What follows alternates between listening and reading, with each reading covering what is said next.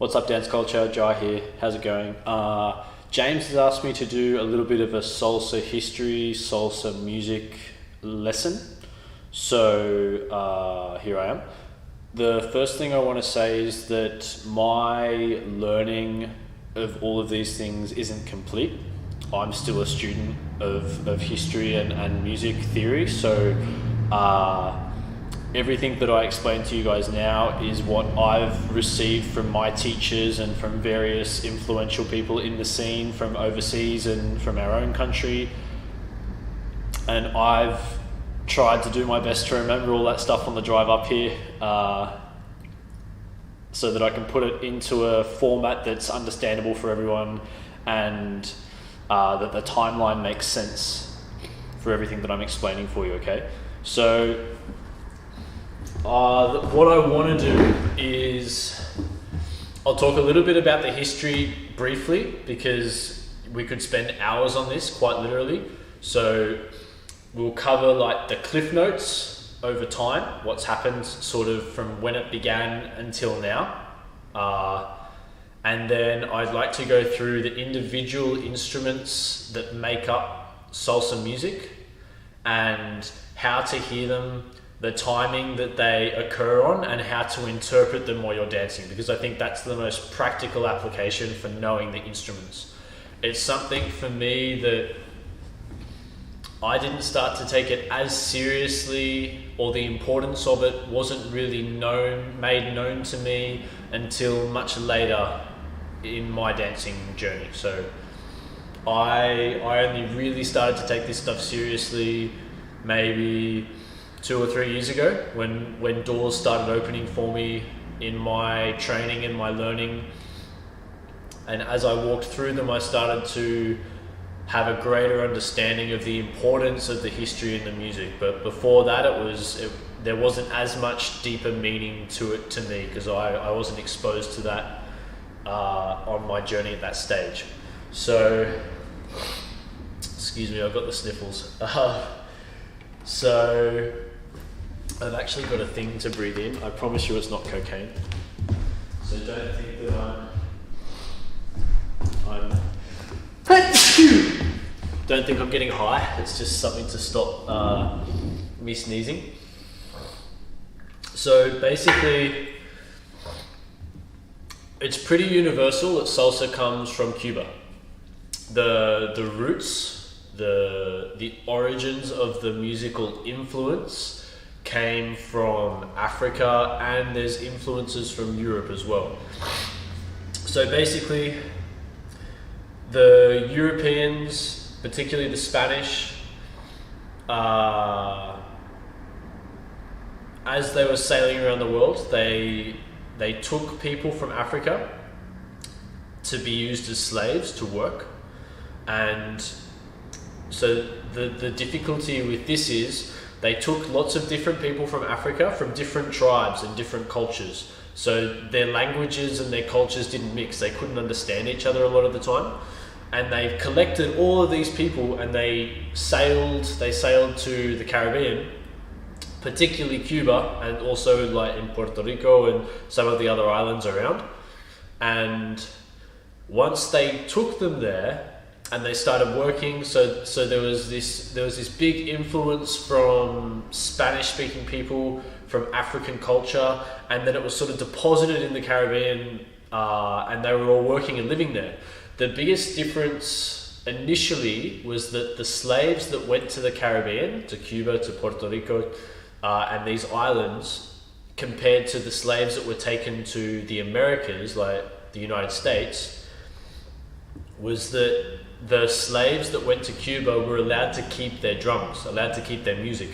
So the connection to culture and music that the Cuban people, who became the Cuban people, what they had was vastly different to the people that went to America, because they still had their connection to their music, which allowed them to keep a lot of their religion and a lot of their culture alive, because they still had that connection to their music. But the slave owners or people that brought the slaves to America didn't allow them to have that. So they lost their connection to the music, which is, I think, a really significant point in history, something that happened. So basically, the music's influence is very strongly influenced from Afro-Cuban rhythms, all starting in Cuba, and over time into like the early to pushing towards the mid 1900s, there became a lot of influence from America. There was a lot of trade happening between Cuba and America. They're very close in proximity, so all of these American musicians were coming to Cuba and learning the music that they were playing there, and with them they brought a lot of different influences of the music happening in America. So like the jazz and the blues, all of that sort of music was coming to Cuba and fusing with the music that was in Cuba, and it was creating something different. And it's very incredible, because the timeline of music over like the 1900s, which is probably the most transformative period for music in our history, that was happening because of the influences from different factions with the origin sort of music and rhythms, and then it was creating something different. So salsa is a very big umbrella for a huge multi-dimensional being, what the music is. It started somewhere very sort of niche, and then it branched off into so many different other styles and musics and influences. So it's super complex, and I'll try and stay on the path that makes it relevant to you guys and your dancing. So basically, the music was going to and from America from Cuba, and there was a lot of crossbreeding of rhythms and music and influences, and there were some very key players in that period of time, and these were the guys that created like Son Montuno or Cha-Cha or what's the other one? Danson. So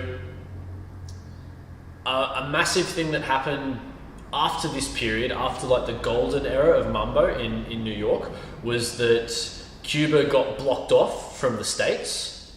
They had these big political issues. So the connection to the music then was stopped. So all these American musicians that wanted to come over and learn and collaborate with Cuban artists, they could no longer do that, and the Cuban artists couldn't go to America, because what was happening was a lot of these musicians were going to America and playing in bands and getting paid and getting like work as musicians. So the incentive to create music and be playing music was huge during this period. But after the sanction, the connection to the Cuban music and the Cuban artists was blocked off, and then it became extremely negative in America to have anything to do with Cuba. So their music and their people were ostracized in society, and all of their music was sort of taboo, like maybe not as serious, but it became no longer trendy to have that sort of music playing. So all of these Cuban and Caribbean people that were living in America, they no longer had work. They no longer could go to the clubs and the bars that they were playing music at and ply their craft. So, I'm sorry. So what happened was it became less trendy to listen to this music, and then this was sort of the turning of an era when rock and roll started to become really big. So this is when at this period of time, that's when like the Beatles came onto the scene, and they took the world by storm. And because that became the new trend, everyone was sort of moving across to like that type of music. So during this period, all of the composers and artists and musicians of this era, there weren't that many of them still making music, because there was no demand for it anymore. So then what was significant in the progression of music that we listen to today was that you had a lot of children, like the next generation of these musicians, born into an America where their music wasn't significant to the American people, but it was very significant to their heritage, to their Cuban and Puerto Rican and like their. It was like a part of America, part of New York called Spanish Harlem. So that's where a lot of these, I think the word's Hispanic, a lot of these Hispanic communities were living. So the kids were growing up in a Western world with Western music, Western culture. But when they go home, their parents are still listening to the records from their time. They're all of the mambo, the salsa, the cha-cha, all of that music was still being played in their homes. So in an effort to sort of bridge the gap between the two cultures, this is when Latin Boogaloo was born. And Latin Boogaloo was like Latin rhythms with English words, because Americans, I say Americans loosely, like, but the white Americans didn't want to listen to Spanish music, and this next generation of people grew up with both. They had the rock and the Spanish music. So what they did was they used Spanish music, Spanish influenced music or Caribbean influenced music, like salsa, what we would probably call salsa today. They used that music but with English words. So that this sort of there's a very famous cha-cha song, Bang Bang, Boogaloo song, Latin Boogaloo. So this sort of bridged the gap between the two, and then the influences of the music of that period of time, sort of like the 1950s and 60s, I believe, a lot of funk came into the scene. So there was this huge funk influence being fused with the instruments that make up salsa now, which is incredible, because the progression of music has changed so much over time, and we call it salsa under one umbrella, but the timeline of it is extremely complex. So one of the most significant people that we know today who's still alive is Eddie Torres, and what made him unique was when the Cuban sort of influence, like the Latin music was being ostracized and people didn't want to listen to it and dance it anymore. The trend had changed. It had gone towards a more rock and roll funk sort of era. But Eddie Torres was the one guy who was like, no, come on, like, we know we should still be dancing mambo. We should still be dancing and listening to this music like this. It's so amazing. And he was like he was a fish swimming against the tide. He was the only guy sort of really pushing this from a dancer's perspective. And he was the man who almost single-handedly broke down the steps into a teachable format and sort of marketed that teaching format. And he, not so long after that period of time, he was the man who was traveling the world and teaching mambo, teaching the steps. Because to my understanding, it hadn't really been, that's awkward. Sorry. At that point, it hadn't really been sort of marketed, if you know what I mean, like for lack of a better word. They hadn't.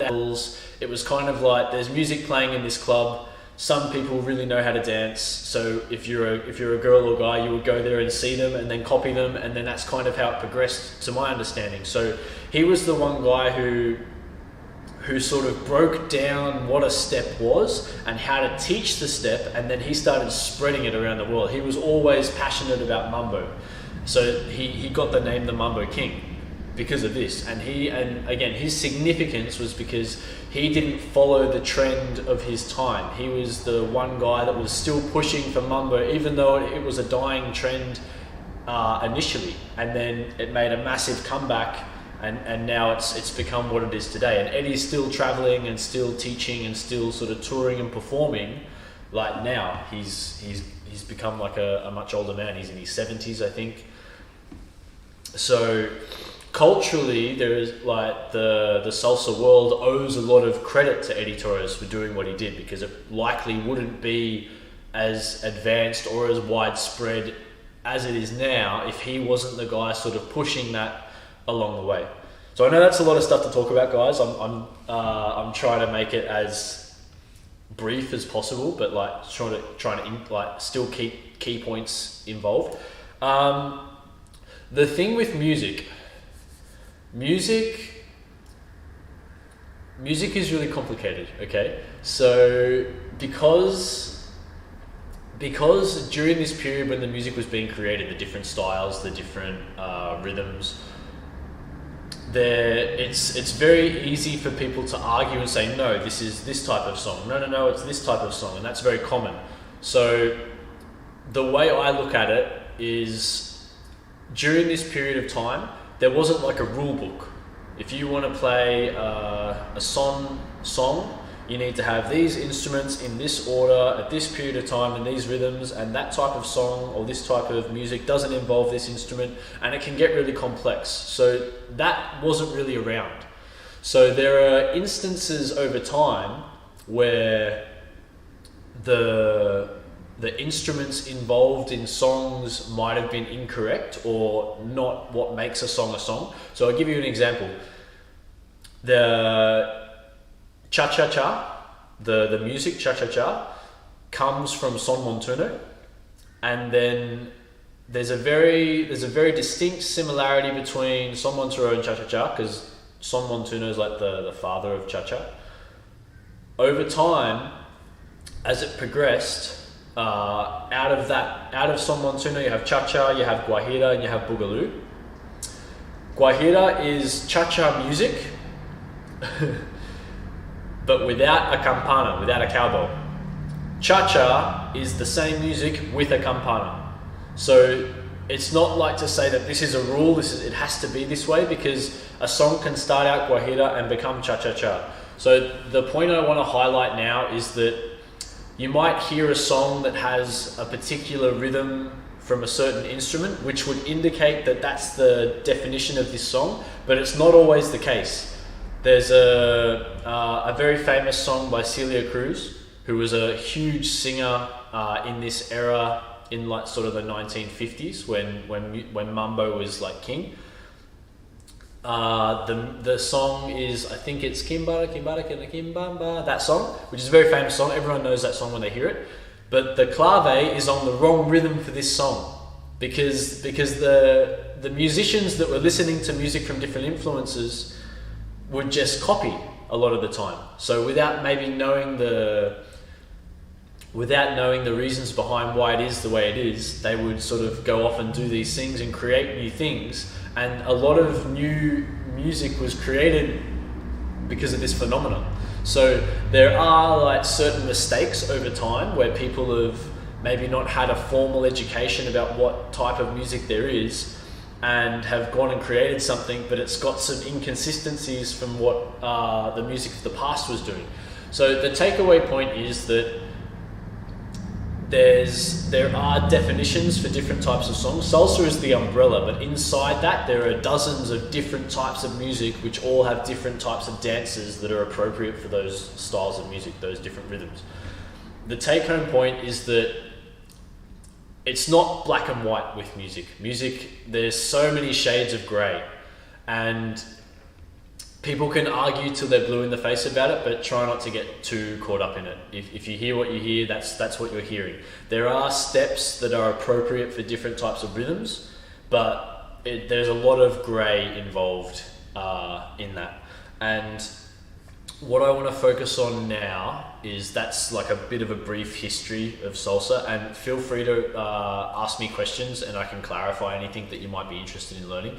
And I also have some links to stuff from a history perspective that you might find beneficial from people that have come before us and done like documentaries about music and dancing and how that would be appropriate to us now. What I want to do is go through the different instruments that you hear in a salsa song and give them their names and the rhythms, and then how to interpret them as a dancer, okay? So I think that's probably the most practical application for dancers and music, is understanding what instruments and what rhythms you're listening to and knowing how to dance to those when you hear them, okay? So I have a really good app here. It's called Salsa Rhythm. I'll take a photo of it and share it to the dance culture page after this. So basically it's got, you won't be able to see it very well, but it's got all the different instruments used in a salsa song. and inside those instruments, it has all the different rhythms that those instruments are capable of playing. And the different rhythms will mean a different style of music depending on the combination of instruments and rhythms played at the same time. So the most basic one is clave. Clave means key. There are two basic rhythms for clave. Clave has a son rhythm and a rumba rhythm, and they're different, okay? So I'm gonna play a son rhythm for you now.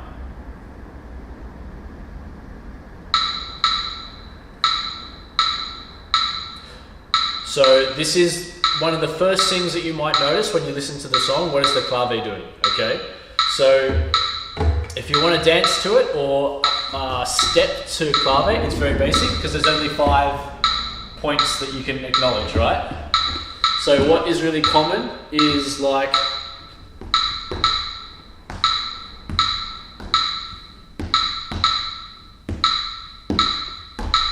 okay, so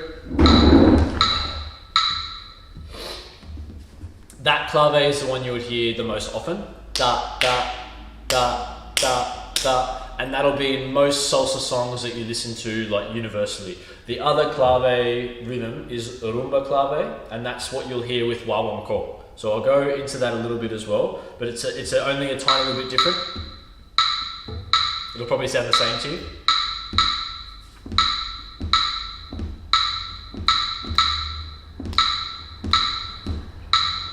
So you would dance to it the same, but just be aware that it's one instrument, it has 2 different rhythms, very distinct rhythms. One is for son and salsa, one is for rumba and wawanko, okay? So that's the first instrument that you should be aware of. I think we have clave sticks in the studio somewhere. So when classes resume, or if we do another musicality lesson, we can pull them out and play with them. Sounds a bit weird. And I would love to put my hands on like some other percussion instruments as well and have like a sit-down music lesson with everyone at one stage in the future when social interaction is allowed again, and we can go through how to play them and how to listen to them and things like that. So the other instrument that is very significant, they're all significant, but one that we should be very aware of is the tumbao, the congas. So this rhythm, tumbao rhythm, there's maybe 2 or 3 main rhythms that the congas play.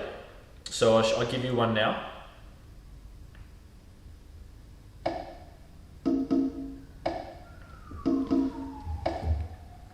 So this is the gu pa, gu pa.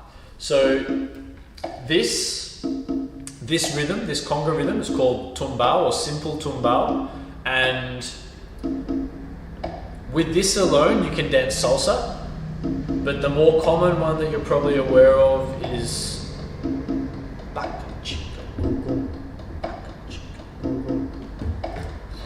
and just with this instrument alone, you can dance salsa. This is kind of like the core beat that you need for salsa. So put the volume up. 1, 2, 3, 5, 6, 7. 1, 2, 3, 5, 6, 7. 1, 2, 3, 5, 6, 7. Boom, bach, boom, bach, boom, bach, boom, 8, 2, 3, 4, 6, 7, 8. 2, 3, 4, 6, 7, 8. 1, 2, 3, 5, 6, 7. 1, 2, 3, 5, 7. 1, 2, 3, 5, 6, 7. So you have 3 different rhythms there. You have son, on 1 and on 2, as far as steps go for dancing to congas. And then the other significant one that congas do is called wawanko.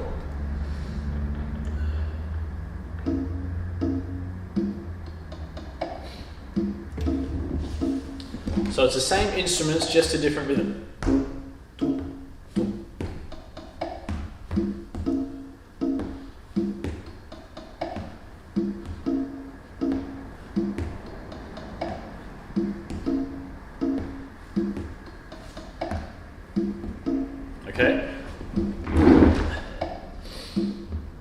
This doesn't have as much structure as I would like it to because it was kind of a last minute thing, so I apologize, but I'm just sort of going through it as it's coming to me, okay, if you didn't realize. So congas have many different rhythms, like up to a dozen different types of rhythms, but the main ones that are relevant to you as dancers at this stage in your dancing is tumbao and wawanko, those two rhythms. And they're very distinct. When you hear them, you understand, okay, this is what I'm dancing to those rhythms. So to recap, tumbao is this.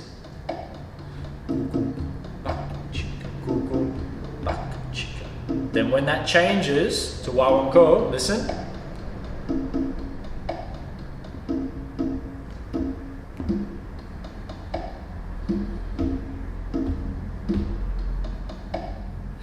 I hope you can hear it. It's actually kind of like quiet, so I might turn it up just a little bit. Sorry guys, because the app is quiet compared to like the music that you might listen to.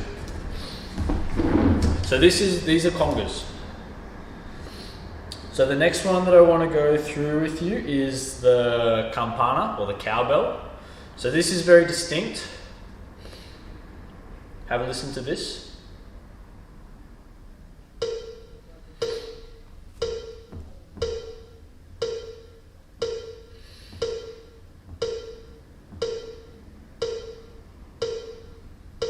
So this is literally just like a simple cowbell rhythm, simple campana rhythm.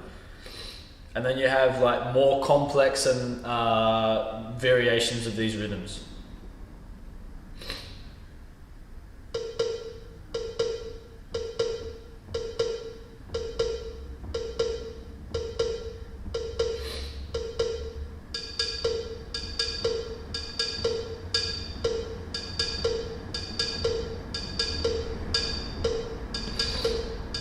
So what's very common for particularly in a lot of mambo music and also in cha-cha-cha is like a moment in the music when the campana becomes very strong. And if you wanted to, what makes musicality really amazing is that if you can highlight what you're hearing to the exclusion sometimes of other instruments and highlight that particular instrument with your dancing, okay? I will give you another example as I put all the instruments together, but basically a very common and user-friendly step for campana, if you hear it.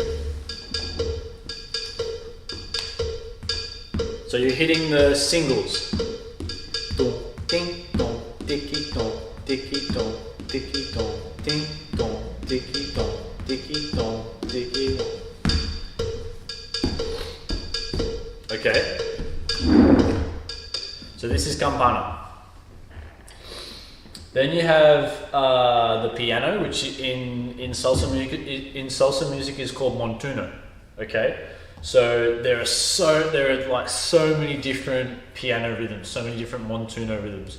It's also important to note that montuno means the piano, but there's also in salsa music there is a montuno section. What identifies the montuno section is when you hear the lead singer doing like a call and answer with the rest of the band. So you'll hear it in music very often. The lead singer is like, the music is playing and I can't think of an example in Spanish, but the lead singer says something and then the band answer, and it's usually the same thing that they answer, almost like a chorus, okay? So they'll repeat the same answer and he'll ask different questions of the band. This section is called the montuno section, okay? So that's a really important thing to note. So I'll give you an example of montuno with the app.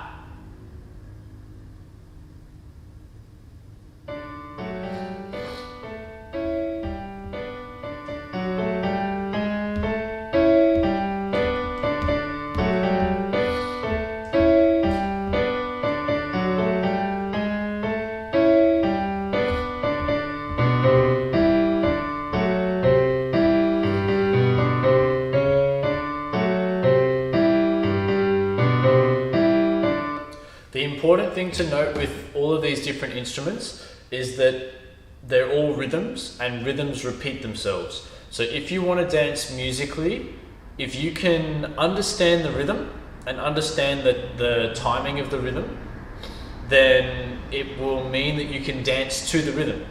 So music in general will repeat itself, and the introduction of instruments like montuno is a lot easier for us to hear and understand. The reason is because it might be common for people to hear that it's easier for Latino people to dance to Latin music because it's in their blood. This is a very common thing that's said. It was explained to me that it's not in their blood. That's not really the case. The major difference between their music culture and our music culture is that a lot of their music culture is percussion based. The instruments that they have in their music standard, like all the time, guiro, clave, congas, campana, montuno, all of these instruments that are very unique to Latin music, we don't have that in our music, in Western music. So their music is very percussion based, whereas our music is very melody based. We're more listening to the lyrics of music and the melody that the music is playing. So it's much harder for people with our ear to hear the instruments that are being played in a lot of these songs, unless you sit down and listen to them.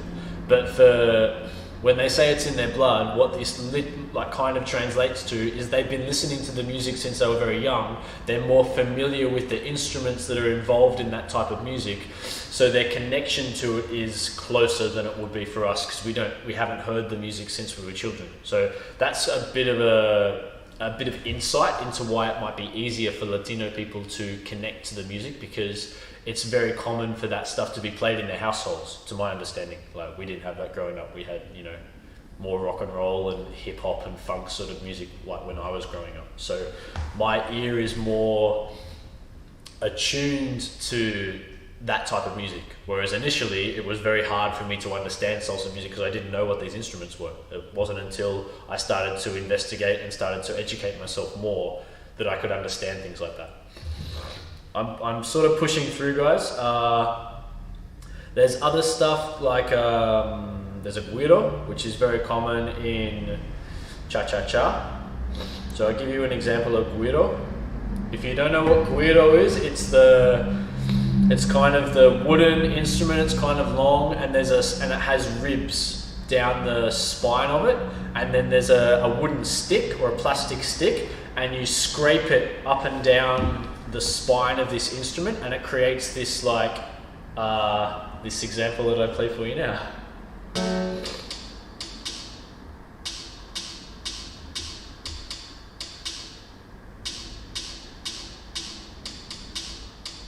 So this is probably the most common guiro rhythm.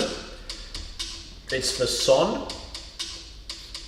It's 2 sharp strikes and then a slow one up.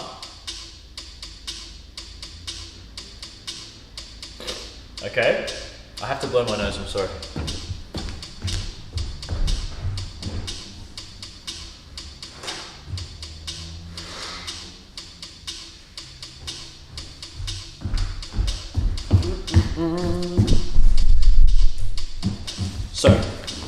So this is guiro.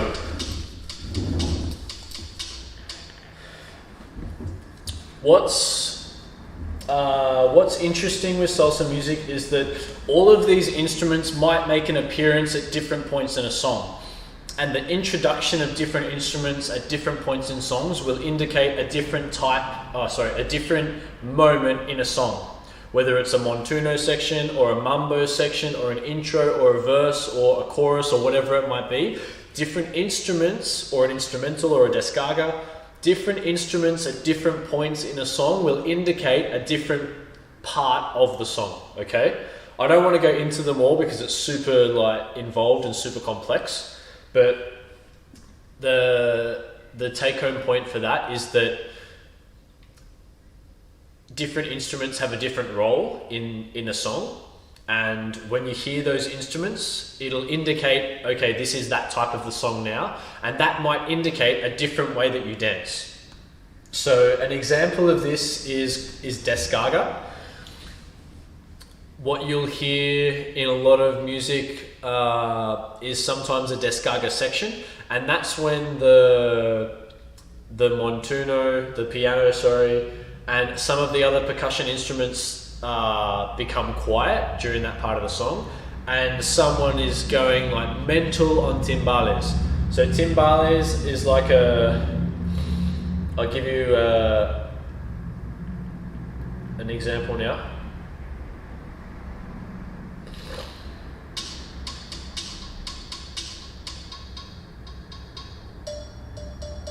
So timbales, or the rhythm is called cascara, and what it is it's two drums on a stand, and they have like a little cowbell on the top of them. So there's a very famous. These rhythms that I have aren't like a crazy one, so they're more like tapping the side of the drum.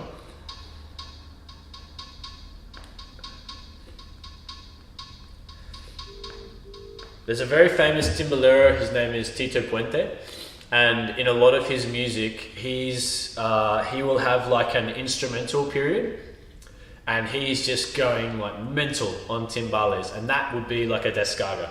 So the other instruments become quiet to allow like a guitar solo in the music that we're familiar with. And on timbales, like Tito Puente would go like mental, okay?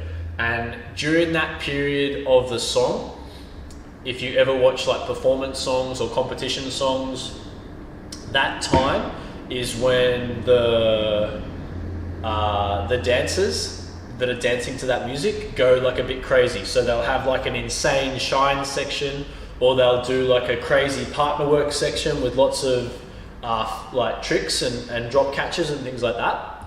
So that's generally like the high point in most songs that involve that instrument. So that'll be like the super high energy, intense sort of a point of a song, and that's what the dancers are trying to highlight there is that part of the music. So I'm going to give you, I think that's enough instruments. We covered all the basic ones.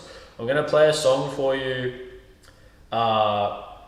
it's very easy to identify where the different parts of the song come in.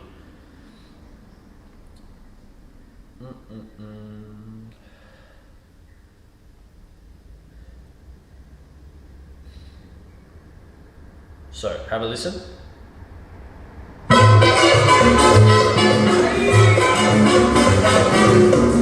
Intro.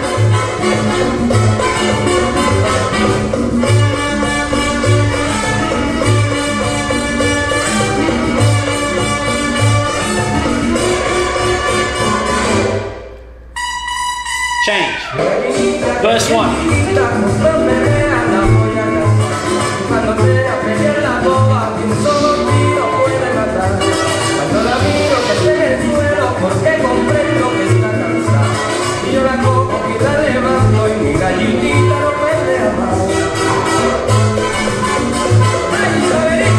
And you hear now, it was the intro, verse 1. Then it goes back to the intro. You hear it. I go back a tiny little bit for you so you can hear it. Listen for the change. Back to the intro.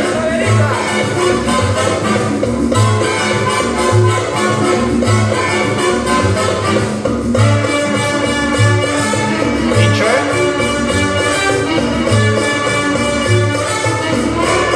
Listen. Change. Back to verse.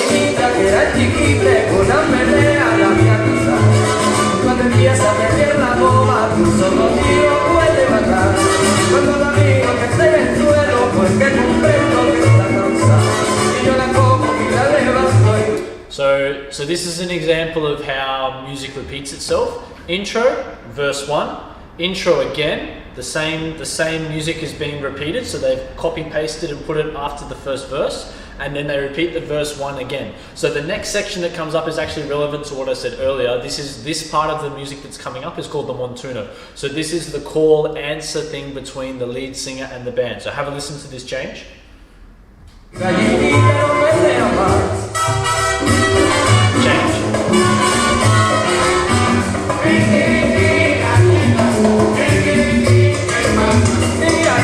Lead singer, band,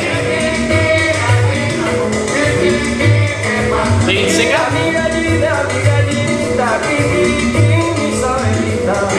So that's the example that I was talking about earlier, where the lead singer sings his little part, and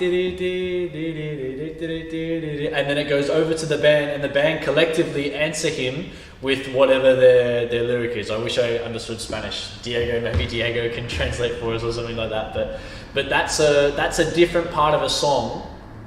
So the main thing that you can identify montuno with is that call answer interaction between the lead singer and the rest of the band. Okay, so I'll go back to the repetition of the first verse, so you can hear the transition from the first verse to the montuno section. So let me go back for you, so you hear it.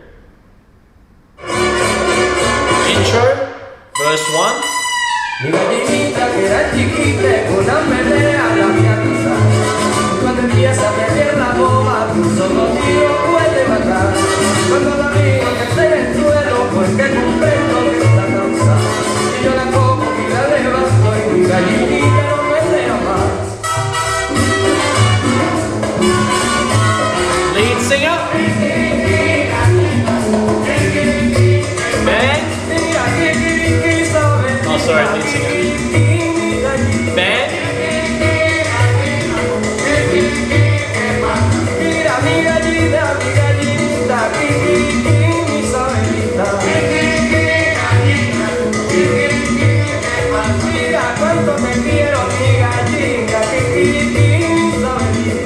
So there's another change coming up. So the next change is different again, and you'll be able to hear the change. So I'll let it play out, I'll let it make the transition for the change, and then think about what it might be called, what this section might be called, and then I'll let it play for a little bit, then I'll go back and I'll explain it, okay? So have a listen.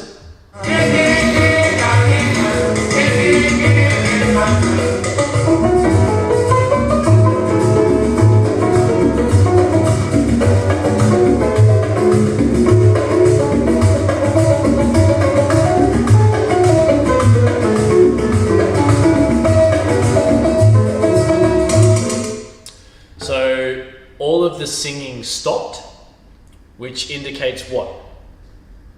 It's just instruments playing. So that part of the song is called the instrumental. So I think that's a pretty straightforward way of thinking about it. The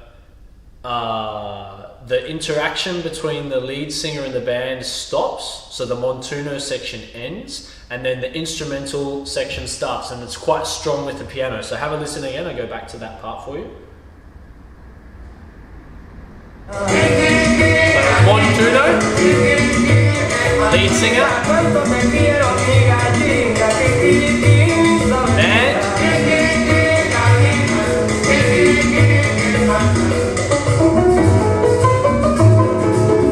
instrumental.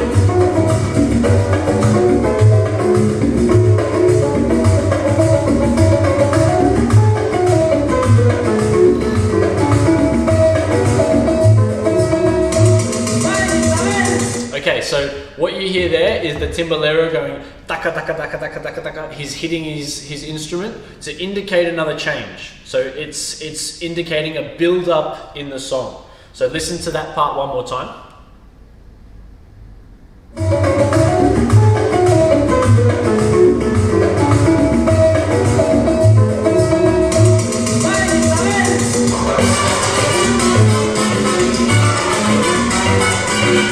So what you notice straight away is with that build up, that tiki tiki tiki tiki tiki tiki tiki, and then the brass instruments go mental. So that section is called the mambo section. What's indicative of the mambo section is when the brass instruments are playing over each other, okay? So you've had the montuno section with the call and answer between the band, you've had the instrumental, which was almost like a piano solo, and then it built up, tiki tiki tiki tiki tiki, ba ba da ba ba ba ba da. So at this point in the song, this is the high point, the mambo section. And in the same way that montuno means piano, but it also indicates a section of a song, mambo is a dance, but it's also a portion of a salsa song. Okay, so when you're dancing to salsa songs, what's important to understand is that the song has highs and lows. So from a reflection perspective, if you go absolutely mental in the intro of a song, your high point is going to be out of this world. Like your mambo section will be crazy because you've already busted out the most insane stuff that you can do, and the music is only at the baby stages of the song.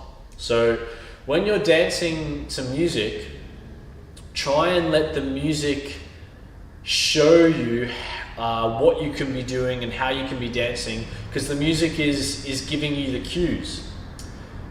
You will never start off absolutely mental with your dancing when you first start dancing with someone.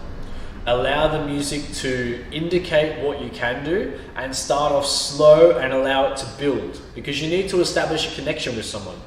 So the mambo section, this part now where the brass instruments are playing over each other, this section can be interpreted however you like, but understand that it's the high point of a song. So I'll go back. So there's the build up with the timbales into the mambo section. So have a listen to it one more time.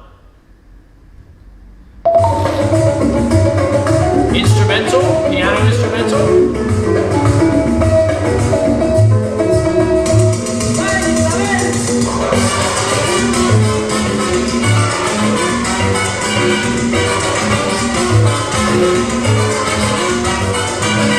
So it's crazy. It's like the montuno is kind of almost more chilled. It's just the highlight of one instrument out of the entire orchestra or sextet that's playing. So they have the montuno section, and then as the timbales build up, it's sort of the whole. You feel the music build. So if I'll give you an example of how to interpret that with your dancing. So let me go back a little bit, and then I'll show you sort of what might be typical in a mambo section if you were dancing on your own, because I can't do it with someone. Yeah. So listen along.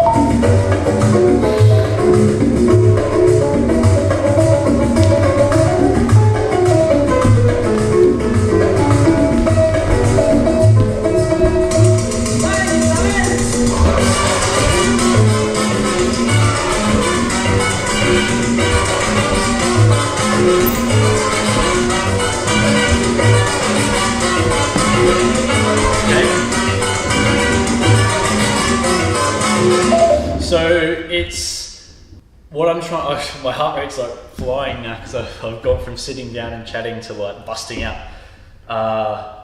which is probably a good analogy for don't do this when you start dancing. Start off slow and build your way up.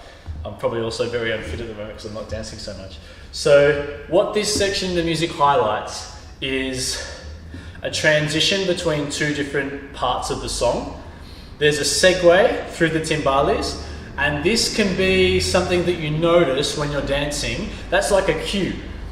If you're so into your dance and you're enjoying your partner work and whatever you're doing, like you might be dancing with Madeline and you're getting those eyes that she does sometimes and you're slowly melting inside. So you might be really caught up in your dance, but then you hear tiki tiki tiki tiki tiki tiki tiki tiki, and then that's your indication, oh, something's coming, something's gonna happen, something's gonna change. And you can react accordingly, okay? So what you want to try and avoid is if you're dancing like really close and romantically, and you hear this tiki tiki tiki tiki tiki tiki tiki, which is indicating a change, and you don't change your type of dancing. It's still like for the mambo section, the music's going crazy, but you're like all salsa romantica style with whoever you're dancing with, yeah. So this goes back to the point I mentioned earlier about dancing musically.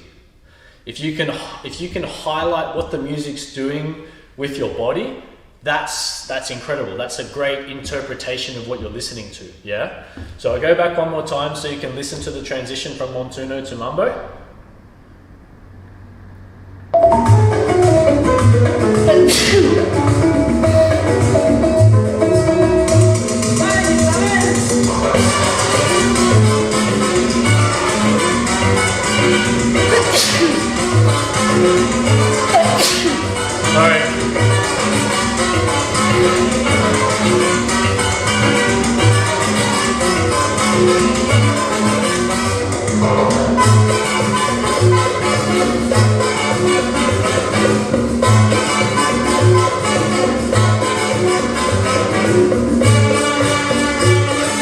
Do you hear the repeat? The repeat from earlier? Da da da da da da da. So this is the song coming to an end in this particular example. The mambo section in this song isn't very long, and you can understand why. Because it's the highest point of a song and that can't go forever. It's the high point and then they need to bring it back down to finish it in most cases, in a lot of cases. So the mambo section doesn't go for very long at all. I think it's only like 20 seconds in this particular song. That can obviously vary depending on what songs you're listening to, but then it goes back to the verse that we heard earlier, back to the intro, yeah? It's repeating itself from before. So I go back to the start of the song, have a listen. The start of the song was this.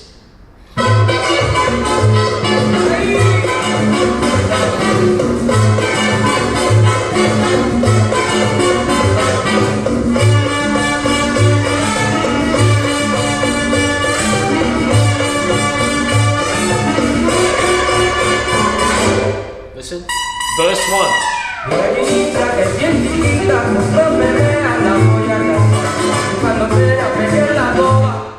So the order of the different parts of the song is the intro, verse 1, back to the intro, verse 1, Montuno section, instrumental, mambo section, back to the intro. And that's the song. That's that entire song that we just listened to encapsulated. So that's identifying each different part of the song. Different instruments are being used to highlight those different parts of the song. And hopefully that gives you some insight into how you might dance to them when you hear them, whether you're dancing on your own or dancing with a partner, okay? So let me go back to the end of the mambo section where it transitions again back into the verse.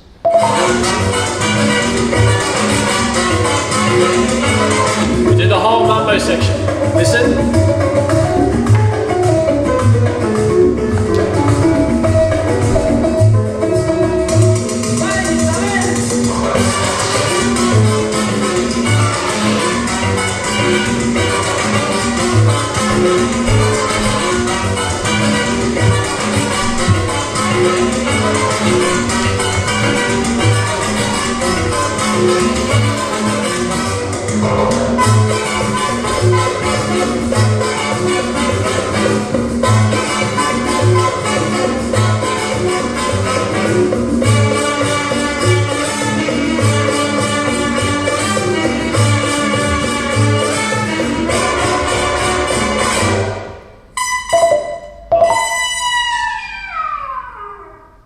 So we've come full circle.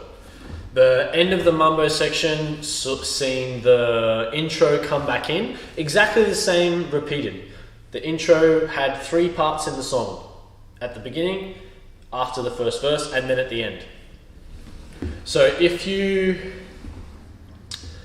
have the ear for it, and it'll only come by listening to music repetitively, listening to sometimes the same song to really understand what's going on, you can start to understand music more, and this will make you a better dancer. This will make you a more informed dancer.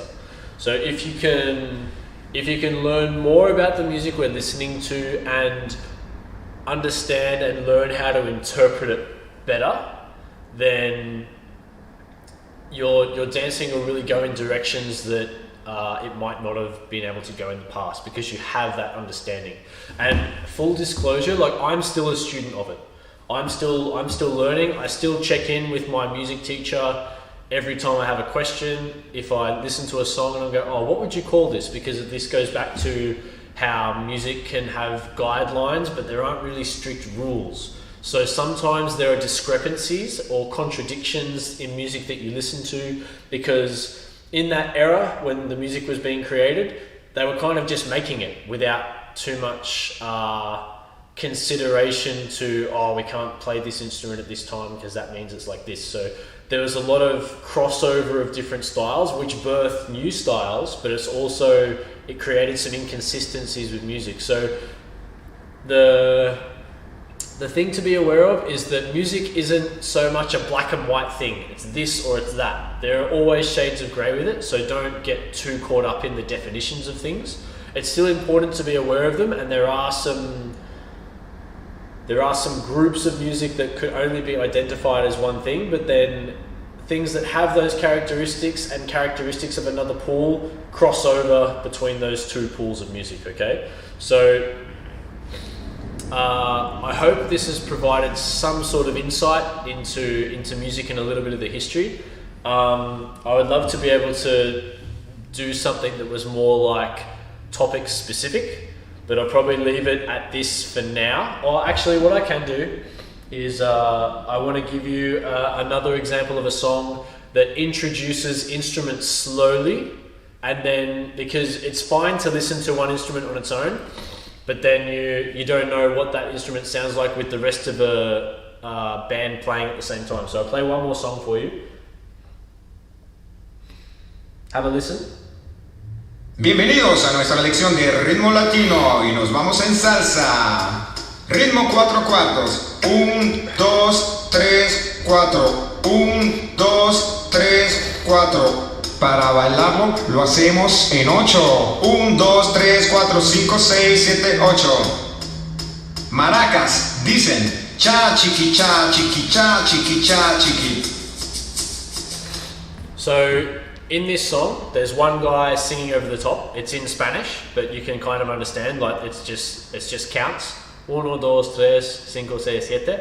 He's counting the counts that you would dance to, and he's introducing instruments slowly over time, over the period of the song, and he's giving you like the verbal representation of what that would sound like. So the first instrument that he introduces is maracas. Cha, chiki, cha, chiki, cha, chiki, cha. And then he goes back to counting, and then he introduces another instrument. So have a listen to what he does again.